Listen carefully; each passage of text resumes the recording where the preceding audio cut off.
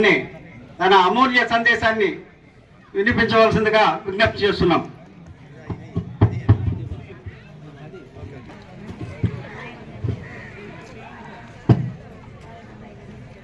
వేదికను అలంకరించిన రాజంపేట అసెంబ్లీ నియోజకవర్గ తెలుగుదేశం పార్టీ నాయకులకు,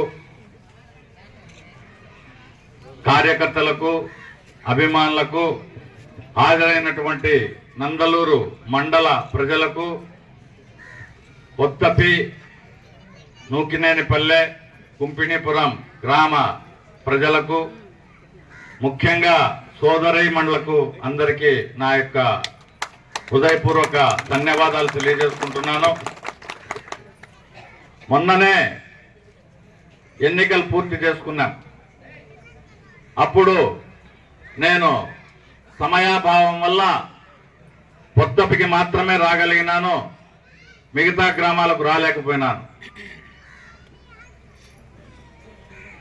కాబట్టి ఇటువంటి కార్యక్రమాల్లో మిగతా గ్రామాల్లో మిమ్మల్ని అందరినీ కలుసుకోవాలనే ఉద్దేశంతో ఈరోజు ప్రభుత్వం నిర్వహిస్తున్నటువంటి ఈ ప్రోగ్రాంకు రావాల్సిన ఆలోచన వచ్చి ఇక్కడ పెట్టుకోవడం జరిగింది.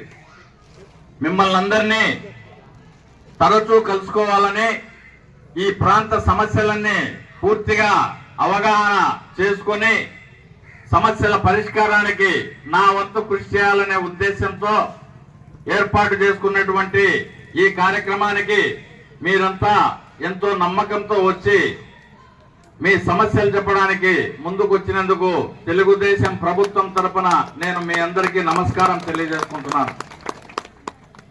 ఈ కార్యక్రమం ప్రజల కోసం 100 రోజుల పరిపాలనలో ఎలా ఉంది అని తెలుసుకోవడానికి ఏర్పాటు చేసింది.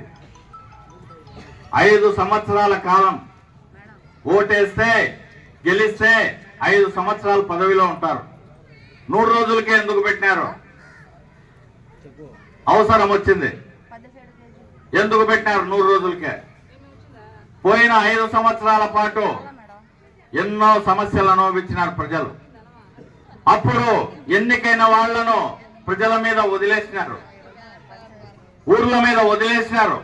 వాళ్ళు ఇష్టారాజ్యంగా అక్రమాలు చేశారు, అన్యాయాలు చేశారు. ఆ కారణంగా ప్రజలు ఆ ప్రభుత్వాన్ని తిరస్కరించినారు. ఇప్పుడు ఉన్నటువంటి ప్రజాప్రతినిధులు, అధికారులు సరిగ్గా ఉండారా లేదా? 100 రోజుల్లో మీరు మార్పు గమనించినారా లేదా? తప్పులు ఏమైనా ఉన్నాయా? తప్పులుంటే ఎత్తి చూపండి, సమస్యలుంటే చెప్పండి. నాయకులు సరిగా పనిచేస్తున్నారా లేదా, అధికారులు సరిగ్గా పనిచేస్తున్నారా లేదా అనే విషయం తెలుసుకోవడానికే ఇటువంటి సభలు రాబోయే కాలంలో తరచూ జరుగుతాయి. ఇది ప్రభుత్వం యొక్క ప్రధాన ఉద్దేశం. సౌకర్యాలు కావాలి. ప్రజలకు ఎన్నో సౌకర్యాలు లేకుండా పోయినాయి. ఈ ముంపు ప్రాంతంలో కొన్ని ప్రత్యేక సమస్యలు ఉన్నాయి. వాటిని రాజంపేట ఆఫీసుల్లో పరిష్కారం చేసుకోలేం, ప్రభుత్వం దగ్గరికి పోవాల్సి ఉంటుంది. ఈ ప్రాంతంలో మాత్రమే ముంపు ప్రాంతం కాబట్టి వాటిని జాగ్రత్తగా విజయవాడకు తీసుకొని పోయి పరిష్కరించుకొని రావాల్సిన అవసరం ఉంటుంది. ఈ 100 రోజుల్లో నేను 5-6 సార్లు ఇక్కడి విషయాలను నేను ఇక్కడి పెద్ద మనుషులతో మాట్లాడడం జరిగింది. రాజకీయంగా ఆలోచిస్తే నందలూరు తెలుగుదేశం పార్టీకి ఒకప్పుడు పట్టుకొమ్మగా ఉండేది. దాన్ని చిన్నాభిన్నం చేసేస్తున్నారు. తెలుగుదేశం పార్టీ ఇక్కడ స్థానికంగా ఉన్నటువంటి వ్యక్తికి టికెట్ ఇచ్చింది. మీ అందరినీ అభిమానించి ఓటేయమని చెప్పి తెలుగుదేశం పార్టీ చెప్పింది. మీరంతా అభిమానించి ఓట్లు వేసినారు. వాళ్ళంతా మీ అభిమానాన్ని సొమ్ము చేసుకునేదానికి రాజకీయాన్ని ఉపయోగించుకున్నారే గాని మీ సమస్యలు తీర్చడానికి ఉపయోగించుకోలే.